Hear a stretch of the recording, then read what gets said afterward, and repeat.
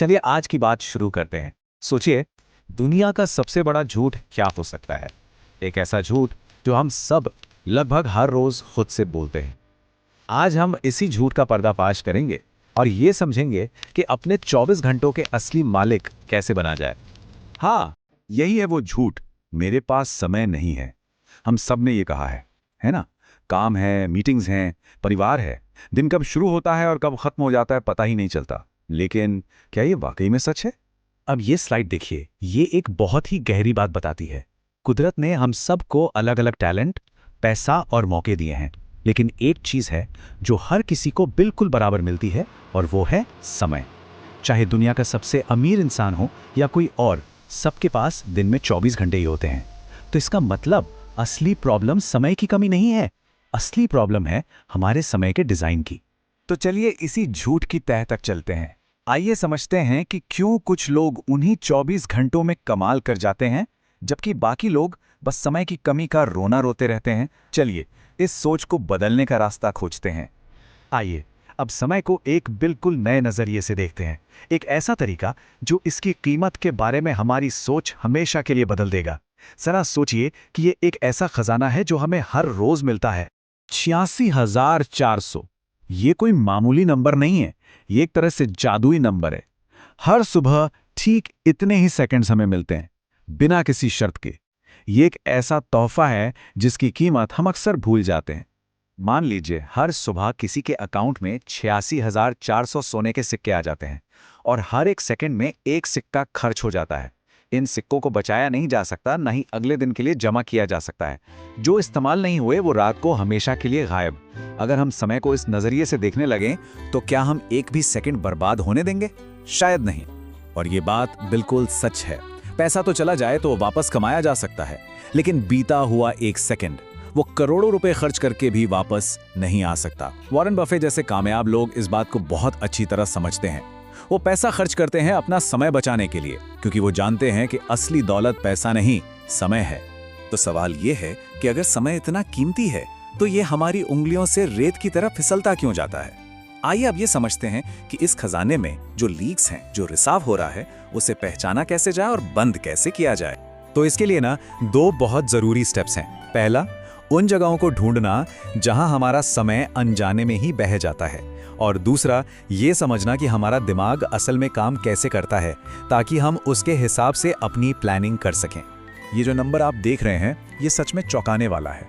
एक रिसर्च बताती है कि भारत में एक औसत इंसान हर दिन लगभग 4.9 घंटे अपने मोबाइल पर बिताता है। ये अनजाने रिसाव का सबसे बड़ा एग्जाम्पल है। हम फोन उठाते हैं किसी काम के लिए और घंटों तक रील स्क्रॉल करते रह जाते हैं।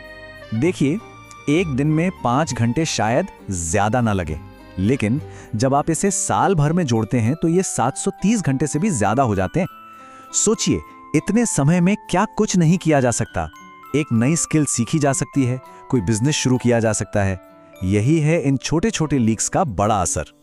और यहीं पर मानव स्वभाव को समझना काम आता है। देखिए, एक तरह के लोग वो हैं जो कोई मोटिवेशनल वीडियो देखकर अचानक सब कुछ एक साथ बदलने की कोशिश करते हैं, लेकिन उनकी विल पावर, उनकी इच्छा शक्ति कुछ ही दिनों में जवाब दे जाती है।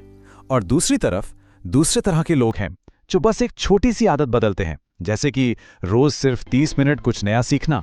ये छोटा सा बदलाव लंबे समय तक चलता है और आखिर में बहुत बड़े नतीजे देता है। तो अब जब हमने समय को बचाना सीख लिया, तो अगला सवाल उठता है, इस बचे हुए समय का करना क्या है? आइए अब जानते हैं कि इस समय को एक सुपर पावर में कैसे बदला जा सकता है। इस बचे हुए समय को कहते हैं ग्रोथ आवर्स, यानी कि विकास के घंटे।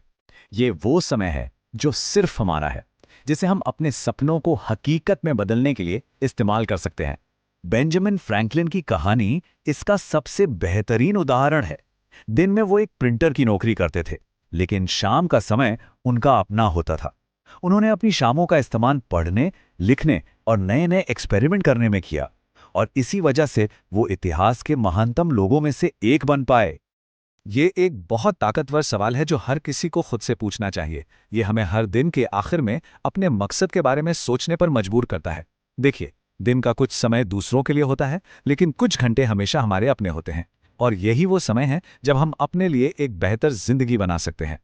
अच्छा, समय निकालना एक बात है, लेकिन उस पे टिके रहने के लिए अपनी अंदरूनी ताकत को भी मजबूत करना होगा। मतलब बाहर एक्शन लेने के लिए अंदर से मोटिवेशन और फोकस होना बहुत जरूरी है। यहाँ दो चीजें बहुत जरूरी हैं। पहली, एक बर्निंग डिजायर, यानी एक मजबूत वजह होनी चाहिए जो हमें आगे बढ़ने के लिए मजबूर करती रहे। और दूसरी, उस इच्छा को सच करने के लिए अपने ध्यान को, अपने फोकस को मजबूत करना होगा। साइंस पे इस बात को मानती है।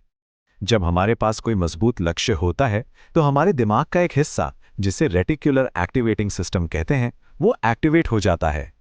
ये हमें उन मौकों को देखने में मदद करता है जिन्हें हम आमतौर पर नजरअंदाज कर देते हैं। लेकिन एक मजबूत इच्छा भी तब तक काम नहीं करेगी जब तक हम अपने मन को काबू करना न सीख लें। हमारा मन भी अजीब है ना?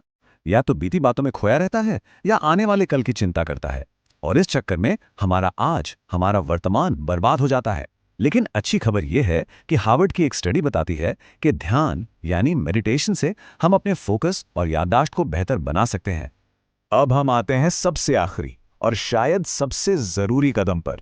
मान लीजिए समय भी बचा लिया, इच्छा भी है और फोकस भी है, लेकिन क्या होगा अगर हम जिस सीढ़ी पर चढ़ रहे हैं वो गलत दीवार पर लगी हो तो? सही दिशा मिलती है आत्मचिंतन से।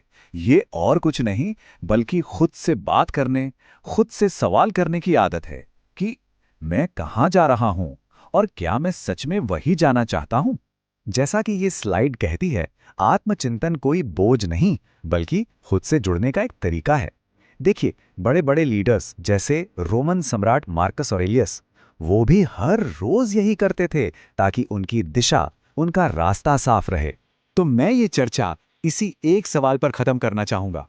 अपनी आंखें बंद करके एक पल के लिए सोचिए, आज से 10 साल बाद ये जो मेहनत चल रही है, क्या ये उस जिंदगी तक ले जाएगी जिसके सपने देखे जाते हैं? अगर इसका जवाब नहीं है, तो शायद आज ही अपने 24 घंटों को फिर से डिजाइन करने का दिन है।